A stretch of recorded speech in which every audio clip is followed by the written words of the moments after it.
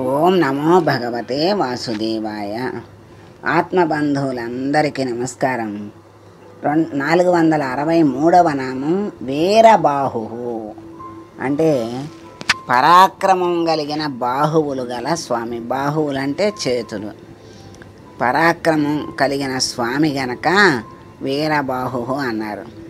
ఆయన ఆ చేతులతో భక్తుల్ని చక్కగా దగ్గరకు తీసుకోనగలరు, శత్రువుల్ని శిక్షించగలరు. దేవతల శత్రువుల్ని సంహరిస్తూ వేద మర్యాదల్ని కాపాడుతూ ఆయన యొక్క బల పరాక్రమాలతో దేవతల్ని చక్కగా మళ్ళా వాళ్ళ స్థానాల్లో స్థాపిస్తూ ఆ పరాక్రమాన్ని చూపిస్తూ విరాజిల్లేటువంటి స్వామి గనక ఆయన్ని వీరబాహు అన్నారని శంకరుల వారు చెప్పారు. ఆయన అనేక అవతారాలని ధరించి ఏ అవతారం కోసమైనా ఆయన వీరత్వాన్ని చూపించడానికే అప్పుడే కదా, ఆయన అవసరం అయినప్పుడే ఆయన అవతారాన్ని దాలుస్తాడు. ఆయన పరాక్రమాన్ని ఆ చేతల్ని చక్కగా అందరికీ తెలియజేసి ఆ అవతార లక్ష్యాన్ని పూర్తి చేసి అవతారాన్ని చాలిస్తారు. అందుకనే ఆయన్ని వీరబాహు అన్నారు. పరాక్రమం కలిగిన బాహువులు కలిగి దేవతల్ని అనేక సార్లు వాళ్ళకి వచ్చిన ఆపదలకు భగవంతుణ్ణి ఆశ్రయించి ప్రార్థిస్తే పరమాత్మ వాళ్ళని రక్షించాలి. ఆ దేవతల్ని రక్షిస్తేనే వాళ్ళు క్షేమంగా ఉంటే వాళ్ళు చూసేటువంటి జీవులందరూ కూడా క్షేమంగా ఉంటారు. జీవులందరినీ చూడటానికి దేవతలు ఉన్నారు. ఆ దేవతలే జీవులందరినీ రక్షిస్తూ ఉన్నారు. ఆ దేవతలకే కష్టం వస్తే ఆ పరమాత్మని ఆశ్రయిస్తారు. వాళ్ళు క్షేమంగా చక్కగా వాళ్ళ స్థానంలో వాళ్ళు బాగుంటేనే తర్వాత పాలన వాళ్ళ యొక్క స్థితి అన్నీ బాగుంటాయి. ఎవరి స్థానంలో వాళ్ళు ఉంటే వాళ్ళు చేయాల్సిన పనులు చాకచక్యంగా నేర్పుగా చక్కగా అన్నీ చేయగలుగుతారు. స్థానం తప్పితే ఎవరి పనులు వాళ్ళు చేయలేరు. అందుకని వాళ్ళ స్థానాల్ని అసురులు ఆక్రమించినప్పుడు భగవంతుణ్ణి ఆశ్రయిస్తే ఆ భగవంతుడు ఆయన పరాక్రమాన్ని చూపించి ఆ బాహువులతో వాళ్ళని తొలగించి వీళ్ళని స్థాపిస్తూ దేవతల్ని స్థాపిస్తూ ఉంటాడు. అందుకని ఆయన్ని వీరబాహు అన్నారు. క్షీరసాగర మథన సమయంలో ఆయన పరాక్రమం కలిగిన బాహువులతో ఒప్పిన స్వామిని వీరబాహు అన్నారని పరాశర భట్టరు చెప్పారు. ఏ విరాట్ పురుషుని బాహువుల నుంచి క్షత్రియులు ఉద్భవించారో ఆ శ్రీ మహావిష్ణువు వీరబాహు అని సత్యసంధుల వారి భావన. అంటే ఆయన యొక్క బాహువుల నుంచి క్షత్రియులు పుట్టారు అని చెప్తారు. ఎందుకంటే ఆ బాహువులు పరాక్రమంతో ఉన్నాయి. దాని నుండి పుట్టినటువంటి ఈ క్షత్రియులు వీరత్వాన్ని చూపిస్తూ ఉంటారు. వాళ్ళ యొక్క స్థానాల్ని కాపాడుకుంటూ ఉంటారు. ఆ శక్తిని ఎవరిచ్చారు అంటే వీరబాహు అయిన పరమాత్మే వాళ్ళకి ఇచ్చాడు. ఎవరి స్థానాన్ని వాళ్ళు కాపాడుకోవాలంటే వాళ్ళ బాహువులో శక్తి ఉండాలి, చాకచక్యం ఉండాలి, శత్రువుల్ని సంహరించేటువంటి సామర్థ్యం ఉండాలి.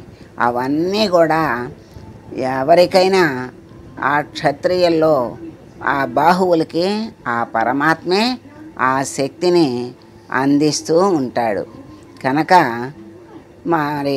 దేవతలందరూ కూడా ఆ స్వామిని ఓం వీరబాహవే నమః అనే స్వామికి నమస్కరిస్తూ ఉంటారు.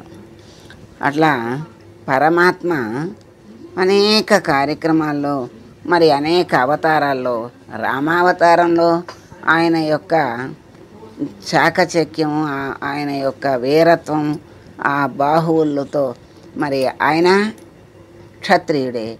ఆయన యొక్క బల పరాక్రమాలతోనే, భుజ పరాక్రమంతోనే రావణాసురుణ్ణి సంహరించటం జరిగింది. మరి అనేక అవతారాలను ధరించి ఆ యొక్క పరాక్రమం చేతే ఆ అవతార లక్ష్యాన్ని పూర్తి చేస్తూ ఎవరి కోసం ఆయన అవతారాన్ని దాల్చాడో వాళ్ళకి మరి ప్రశాంతతను ఇచ్చి అవతారాన్ని ఆయన చాలుస్తూ ఉంటాడు. కనుక ఆ వీరత్వం ఉన్న స్వామి గనక ఆయన్ని వీరబాహు అన్నారు. మరి అటువంటి ఒక్కొక్కసారి ఇటువంటి ధర్మరక్షణ భౌతికంగా కూడా జరుగుతుంది. అంటే భౌతికంగా అంటే కనపడే విధంగా అని. ఎవరి ఈ మనకి ఇక్కడ భౌతికంగా మనకి ఒకళ్ళని ఒకళ్ళు రక్షించారు అని మనం చూస్తాం. అది ఆ రక్షించే శక్తి ఎవరిచ్చారు? ఆ పరమాత్మే ఇచ్చాడు. ఆ ధర్మ రక్షణ కోసం భౌతికంగా ఎవరైతే పోరాడుతూ ఉంటారో, ఆ పోరాటంలో ఎవరైతే నెగ్గుతారో, అంటే ఆ పోరాట పటిమ ఎప్పుడైతే ధర్మ రక్షణ కోసం ప్రారంభించారో అప్పుడే పరమాత్మ వాళ్లకు ఆ శక్తిని ఇచ్చి దాన్ని ధర్మాన్ని రక్షించే సామర్థ్యాన్ని ఇచ్చి ధర్మాన్ని రక్షిస్తూ ఉంటాడు. అది మనకి కనపడుతూ ఉంటుంది. అప్పుడు పరమాత్మ దుష్ట శక్తుల్ని తన బాహువులతో చీల్చి సంహరిస్తూ ఉంటాడు.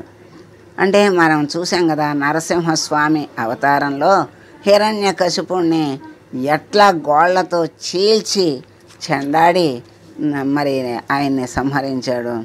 మరి శ్రీరాముడు రావణాసురుణ్ణి సంహరించాడు. పరశురాముడు మొన్నటి అవతారాలన్నీ కూడా ధర్మ రక్షణకు మూలమైన అవతారాలు.